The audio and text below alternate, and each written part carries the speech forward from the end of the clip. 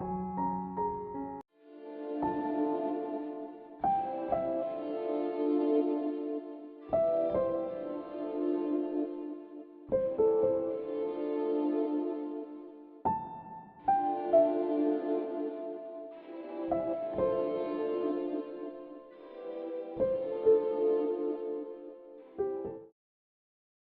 நண்பர்களே.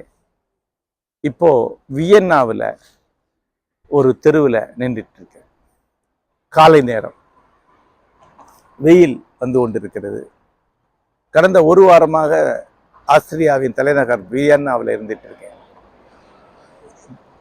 ஒரு வாரம் இந்த நகரத்தை சுற்றி சுற்றி பார்த்து பல்வேறு வகையில் உள்வாங்கி கொண்டிருக்கிறோம்.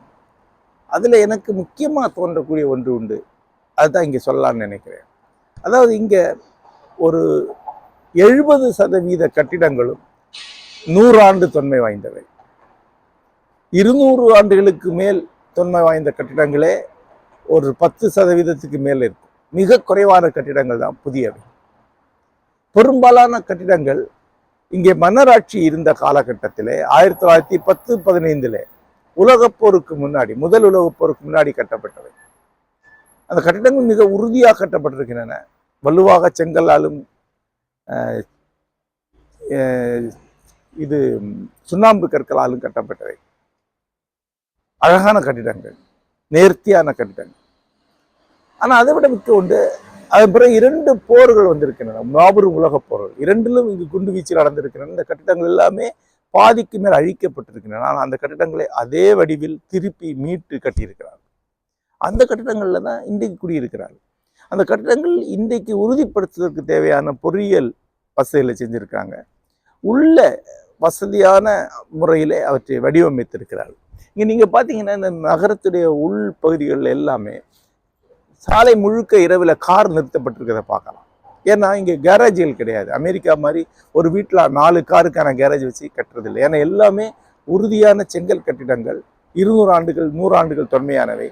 ஆகவே கேரேஜ் கிடையாது. வண்டிகளை சாலையில் நிறுத்திருக்கிற வசதி செஞ்சு கொடுத்துருக்காங்க. அப்புறம் இங்குள்ள சாலைகளை பார்த்தீங்கன்னா பெரும்பகுதி பழைய ரோமாபுரி பாணியில் செங்கல் பாவியவை அல்லது கல் பாவியவை. பெரிய அகலமான அமெரிக்க சாலைகள் இங்கே கிடையாது. ஆனால் சாலைகளும் கிட்டத்தட்ட 300-400 ஆண்டு தொன்மையானவை. அவற்றை அப்படியே நீடித்து கொண்டு போகிறாங்க. அதனால் இந்த நகரத்துக்கு ஒரு கேரக்டர் இருக்கு, ஒரு தனித்தன்மை இருக்கு.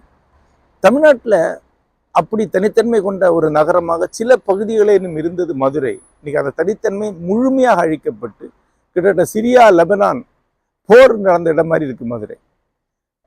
அந்த மாதிரி ஒரு தனித்தன்மையை நமக்கு பிரெஞ்சுக்காரர்கள் உருவாக்கி கொடுத்தது பாண்டிச்சேரியில். ஒரு தனித்தன்மை மிக்க 1-2 தெருக்களாவது இன்றைக்கு அங்கே இருக்கு. ஆனால் அதுவும் எந்த கட்டுப்பாடும் இல்லாமல், எந்த அழகுணர்வும் இல்லாமல் தொடர்ந்து அழிக்கப்படுகின்றன. புதிய கட்டிடங்கள் இஷ்டத்து கட்டி அதனுடைய அழகு இல்லாமக்கப்படுகிறது. தங்களுடைய நகரத்தின் தனித்தன்மையை கொண்டே பெரிய சுற்றுலா வாய்ப்புகளை உருவாக்கி கொண்ட நகரங்கள் 2 இருக்கின்றன இந்தியாவில். ஒன்று உதய்பூர், இன்னொன்று ஜெய்சால்மர். அதுக்கு முன்னாடி ஜெய்ப்பூருக்கே அந்த தன்மை இருந்தது. அதெல்லாமே இன்றைக்கு கட்டுப்பாடற்ற கட்டுமானங்களால் அழிக்கப்படுகின்றன. நீல நகரம் என்று அழைக்கப்பட்ட உதய்பூருக்கு அந்த அழகு இன்னைக்கு கிடையாது. மஞ்சள் பளிங்கு கற்களால் பெரும்பாலான கட்டிடங்கள் கட்டப்பட்டு ஒரு வரலாற்று தன்மையோடு இருந்த ஜெய்சால்மர் இன்றைக்கு பார்த்தா கண்ணை கூச வைக்கக்கூடிய காமாசோமானு கட்டின காங்கிரீட் கட்டிடங்கள் நிறைந்ததாக இருக்கு. ஆகவே ஒரு நகரத்துடைய அழகு என்பது அதற்கே உரிய கட்டிடங்கள். அந்த கட்டிடங்களை அப்படியே கொண்டு வர்றதுங்கிறது, அவற்றை நீடிக்க வைப்பது என்பது மிகப்பெரிய ஒரு கலை ஒருமை அந்த நகரத்துக்கு அளிக்கிறது. புதிய கட்டிடம் கட்டும்போது கூட அந்த பழைய கட்டிடங்கள் அதே அழகியலை ஒட்டுமொத்தமாக கடைபிடிக்க வேண்டும். அதாவது ஒரு நகரம் என்பது ஒட்டுமொத்தமாக ஒரு சிற்பம், ஒரு ஓவியம். அதுல ஒவ்வொரு வீடும் ஒவ்வொரு கட்டடமும் தனித்தனி சிற்பங்கள். அந்த ஒத்திசைவு முக்கியம். இந்திய நகரங்கள் அந்த ஒத்திசைவை முழுக்க கைவிட்டு விட்டது. விமானத்திலிருந்து பார்க்கும்போது குப்பை கூடைகள் மாதிரி தான் இந்தியாவுடைய நகரங்கள் தெரிகின்றன. இது நமக்கே தெரியும். ஒவ்வொருத்தருக்கும் இஷ்டப்பட்டு கட்டுவதற்கும் இஷ்டப்பட்டு டிசைன் வைத்திருக்கும் அனுமதி என்பது ஒரு நகரத்தை அழிக்கும் என்பது அது திருப்பி இங்கே பார்க்குறேன். அப்புறம் இன்னொரு விஷயமும் சொல்லணும்னு தோணுது. இந்த மாபெரும் கட்டிடங்கள் 200 ஆண்டுகளுக்கு மேலா இருப்பது என்பது எவ்வளவு பெரிய பொருளாதார லாபம். நம்முடைய சென்னையில மவுண்ட் ரோட்ல அவ்வளோ பெரிய கட்டிடங்கள், தொடர்ச்சியா பெரிய பெரிய பெரிய கட்டிடங்கள், வெள்ளைக்காரன் காலத்து கட்டிடங்கள் இருந்து அவ்வளோத்தையுமே இடிச்சு வேற கட்டிடங்கள் கட்டுறோம். அந்த கட்டிடங்கள் எல்லாம் இன்றைக்கு பழையதாகி மறுபடியும் இடித்து மறுபடியும் கட்டுறோம். அந்த பழைய கட்டிடங்கள் பேணப்பட்டிருந்தது என்றால் அது எவ்வளவு பெரிய பொருளாதார லாபம். ஒரு 30 அல்லது 40 ஆண்டுகளுக்கு முன்னாடி எல்லா கட்டிடங்களையும் திரும்ப திரும்ப திரும்ப கட்டுவது என்பது உண்மையில மிகப்பெரிய பொருளாதார வீணடிப்பு. இந்தியாவில், குறிப்பாக தென்னிந்தியாவில் தொடர்ச்சியாக இந்தியாவுடைய மிகப்பெரிய முதலீடு கட்டிடங்களுக்கு சென்று அங்கேயே நிலைத்து உறைந்து வீணாகி போகிறது. இந்தியாவுடைய உழைப்பும் முதலீடும் கட்டிடங்களுக்கு எவ்வளவு வீணாகிறது என்று பார்த்தால் நமக்கு பிரமிப்பா இருக்கும். தொழில்துறையில முதலீடாக போயிருக்க வேண்டும் என்றால், போயிருக்கக்கூடும் என்றால், மிகப்பெரிய ஒரு லாபத்தை அளிக்கக்கூடிய, மிகப்பெரிய ஒரு பொருளாதார வளர்ச்சி அளிக்கக்கூடிய செல்வம் கட்டிடங்களாக மாறிட்டு இருக்கு. அதுவும் பயனற்ற கட்டிடங்கள், பெரும்பாலான கட்டிடங்கள் தேவையற்ற வடிவமைப்புடன், தேவையற்ற ஆடம்பரத்துடன் கட்டப்படுகின்றன. அவை பயன்படுவதே இல்லை. சில பணக்காரர்கள் வீடு கட்டுறாங்க, 10,000 ஸ்கொயர் ஃபீட், 50,000 ஸ்கொயர் ஃபீட் வீடுகளை கட்டுறாங்க. ஆனால் ஒருத்தர் அல்ல 2 பேர் குடியிருக்கிறாங்க. சில ஆட்கள் அது பெரும்பாலும் பூட்டி போடப்படுகிறது. சென்னைக்கு வெளியே, கோயம்புத்தூருக்கு வெளியே சின்ன சின்ன ஊரில் கட்டப்படக்கூடிய மாபெரும் மாளிகைகளில் பெரும்பாலும் யாருமே குடியிருக்கிறது இல்லை. ஏன்னா கொஞ்சம் வயசானவொன்னு அவங்க நகரத்தில் குழந்தைகளோட போயிடுவாங்க, வீடு பூட்டி கிடக்கும். இவ்வாறு கேரளத்தில் மட்டும் எடுத்தால 15 லட்சம் மாபெரும் மாளிகைகள் பர்மனண்டா பூட்டி போட்டிருக்காங்க அப்படின்னு சொல்றாங்க. அது மாதிரி நம்முடைய கட்டிடங்களை நாம நீண்ட கால அளவில் திட்டமிடாம உடனடியாக என்ன தொழில் போகிறது அதை வச்சு கட்டுறோம். கொஞ்ச நாளைக்குள்ள அவை கண்ணுக்கு பழகி பழசானவொன்னே இடிச்சிடணும். மிடில் கிளாஸ் தொடர்ந்து இஷ்டத்துக்கு வீடுகளை கட்டுறாங்க. நம்முடைய பழைய வீடுகளை நாம பேணி இருந்தால், குறைந்த செலவிலே பொறியியல் ரீதியாக அவற்றை செப்பனிட்டு குடியிருக்க பயன்படுத்தி இருந்தால் மிகப்பெரிய ஒரு செல்வம் மிஞ்சி இருக்கும் அல்லவா? நம்முடைய மனநிலை பழைய வீடுகளுக்கு எதிரானதாக இருக்கு. பழைய வீட்டில் கொடுக்கிட்டு இருப்பது கௌரவ குறைவாக இருக்கு. பழைய வீடுகள் நமக்கு ஏதோ ஒரு வகையில பின்தங்கியவையாக தெரிகிறது. ஆனால் நம்முடைய பழைய வீடுகள் மிக மிக மிக அழகானவை, வசதியானவை, எல்லாத்துக்கும் மேல நமக்கு ஒரு தனித்தன்மையை கொடுக்கக்கூடியவை. அதை ஏன் நம்ம அந்த மனநிலை வளர்த்து கொள்ளவில்லை? இங்குள்ள மக்களுக்கு ஒரு செல்வந்தன் பழைய வீட்டை தான் குடியிருப்பான். ஏழைகள் தான் அடுக்குமாடி வீடுகள், புதிய வீடுகளில் குடியிருப்பாங்க.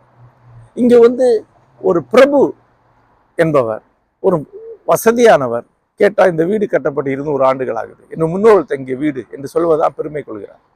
நண்பர்களை, நேற்று முழுக்க இங்க ஆலிவர் என்கிற நண்பருடன் இந்த வியன்னாவின் மையத்தில் இருக்கக்கூடிய தொன்மையான கட்டிடங்களை சுற்றி பார்த்தோம். அவர் ஒரு கட்டிட பொறியாளர், கட்டிட வடிவமைப்பாளர். அவர் நெடுங்கால இங்கே கட்டிட பயிற்சியாளராக இருந்தார். அவர் எங்களை கூட்டிட்டு போய் வெவ்வேறு இடங்களை சுற்றி சுற்றி காட்டினார். அவர் பெரிய மன நிறைவூட்டக்கூடிய ஒரு பயணமாக இருந்தது. அதாவது இங்க இருக்கக்கூடிய ஒவ்வொரு கிளப்பும், ஒவ்வொரு காஃபி ஷாப்பும் நீண்ட வரலாறு கொண்டவை. ஒரு காஃபி ஷாப்பில் வரைஞ்சி இது 200 வருஷம் ஆகுது, இந்த சாக்லேட் ஃபேக்டரி 250 வருஷம் ஆகுது என்கிறார். அவை எல்லாமே இன்றைக்கும் அழகாக வசதியாக பேணப்படுகின்றன. சில சில சின்ன திருத்தங்களுடன் உட்பகுதியை மிக அழகாக இன்றையுடைய பயன்பாட்டுக்கு வச்சுக்கொள்ளலாம். குளிர்சாதன வசதி கூட செய்து கொள்ளலாம். நாங்கள் சாப்பிட்ட உணவகம், இந்திய உணவகமே 200 ஆண்டுகளுக்கு மேல் தொன்மையானது. அந்த தொன்மை ஒரு மிகப்பெரிய கௌரவமாக அவர்களுக்கு இருக்கிறது. இந்த சின்ன வியன்னா நகரத்துக்குள்ளே ஒரு பகுதி முழுக்க இத்தாலிய தன்மையுடன் இருக்கு, ஒரு பகுதி பழைய ஆசிரிய தன்மையோட இருக்கு, ஒரு பகுதி யூதர்களுடைய கட்டிடக்கலையோட இருக்கு. அந்த தனித்தன்மையின் அனைத்து நகரத்துக்கு ஒரு எழிலையும் ஒரு அடுக்குகளையும் கொடுக்கிறது. ஒரு நகரமே பற்பல உள்ளடுக்குகள் கொண்டதாக மாறிவிடுகிறது. இதிலிருந்து நாம் கற்றுக்கொள்ள வேண்டிய ஒன்று இருக்கு.